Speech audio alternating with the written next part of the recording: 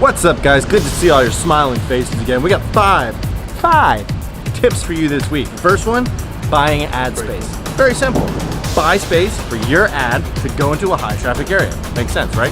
Second one, oh yeah, no. Yeah, no, I thought it was, yeah, okay. Second one is sponsorship. Basically, you pay to support a live event, and in exchange, you get coverage for that. It's kind of like buying ad space, but live. Number 3, endorsements. Pretty simple enough. You find a well-known individual, preferably a famous person, they rep your product and brand.